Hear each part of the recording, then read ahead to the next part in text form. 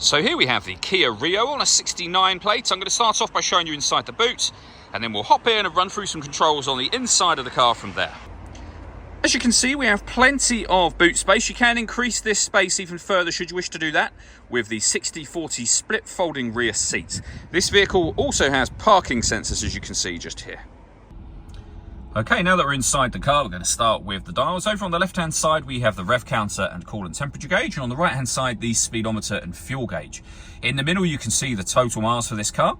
They are 5,810. Above that, we have a digital readout for the speedometer. You can change that information using buttons on the steering wheel for various bits of driving data, but there are other menus available as well. So you can see there, vehicle settings. We got then back round to our driving data menu again. And the buttons that I was using to do that are just here. We've also got cruise control over this side of the steering wheel as well. On the left-hand side, we have stereo and phone controls. The phone controls can only be used after you pair the phone up to the car. And that is done on the touchscreen in the center just here. Hit the phone button just there, and then follow the instructions on screen. We're going to cancel that for now. This car's got satellite navigation, as you can see. There's a full video that shows how that system works, which you can find on our website and also on our YouTube channel as well. When it comes to music, we've got the radio, of course, DAB, FM and AM radio. If you want to listen to your own music, you can do. You do it under the media heading, which is grayed out at the moment because nothing is connected. You can connect up an auxiliary device, a USB device. You can stream your music wirelessly via Bluetooth audio once you've paired your phone. And if the USB device that you connect up happens to be your smartphone, you can see there we have Android Auto and we have Apple CarPlay available as well. So loads of ways to listen to your music. And if I pop the car into reverse, you'll hear the parking sensors I mentioned before. But you can also see we got a reversing camera as well.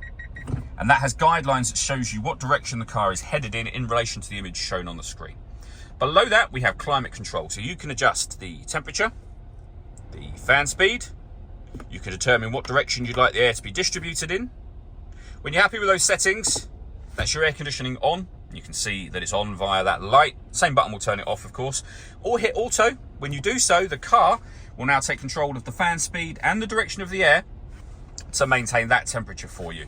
Any manual adjustment will override auto straight away. You can see that light's now gone off, and you can put it back on your own settings here. You can recirculate the air that's in the car. That's a great way of heating it up or cooling it down quickly depending on the temperature you've set just there. Below that, we have a 12-volt charging socket, auxiliary, USB input, a cigarette lighter, or second 12-volt charging socket if you wish to use it that way. And then these buttons just here. So we have a heated driver's seat with 3 different heat settings. The same for the passenger. A heated steering wheel. We can turn the parking sensors on and off from here.